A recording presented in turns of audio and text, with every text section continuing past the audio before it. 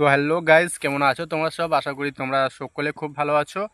তো আজকে আমার এই ভিডিওটি করার কারণ হলো, তোমরা হয়তো দেখতে পাবে ইদানিং আমি আগের মতো আর সেই গার্লফ্রেন্ড বয়ফ্রেন্ড চ্যাটিংয়ের যে ভিডিওটা আগে আমি আপলোড করতাম, সেগুলো কিন্তু এখন আর আমি আপলোড করি না। এখন একটু আলাদা আলাদা কন্টেন্ট দিই।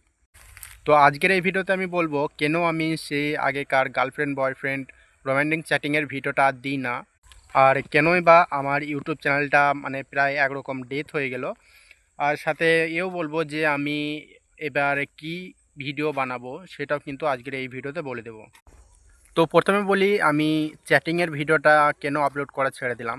ওখানে আমার কিন্তু মিলিয়নেও ভিউজ আছে। আমার ওসব ভিডিও যদি আমি আপলোড দিই আমার চ্যানেলে, তাহলে কিন্তু খুব ভালো একটা ভিউজ পাই আমি। কিন্তু ভিউজ পেলেও আমি এমন একটা কাজ করছিলাম, মানে এখন আমার চ্যানেলে প্রায় 10,000 মতো সাবস্ক্রাইবার হতে যাচ্ছে। কিন্তু কেউ যদি আমাকে বলতো যে কিসের ভিডিও বানাস, একটু দেখা আমাদেরকে, তখন কিন্তু আমি তাদেরকে আমার ভিডিওগুলোকে দেখাতে পারতাম না। সেই জন্য আমি আমার আগের ভিডিওর ক্যাটাগরিটা একটু চেঞ্জ করে দিয়েছি। তাহলে এখন আমি বলি, এখন আমি কি ভিডিও আপলোড দেবো আমার চ্যানেলে। তো দেখো, সোজা কথা হচ্ছে, আমি গ্রামে থাকি। আমি যেখানে ভিডিও করছি দেখতে পাচ্ছ মাঠের ধারে, ঠিক আছে? আমি মাঠে ভিডিওটা বানাচ্ছি, চাষবাস করাই আমার কাজ, ঠিক আছে?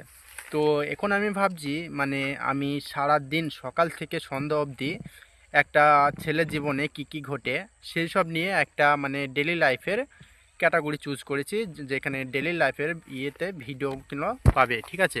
এবার কথা হচ্ছে যে ওই ভিডিওগুলো তোমাদের মধ্যে অনেকে হয়তো দেখতে পছন্দ, ভালো লাগবে না, আবার কোনো কোনো মানুষের হয়তো পছন্দ হবে। তো একটু কমেন্ট করে জানাবে তোমাদের কার কার সেরকম গ্রামের ডেলি লাইফের ভিডিওগুলো দেখতে ভালো লাগবে।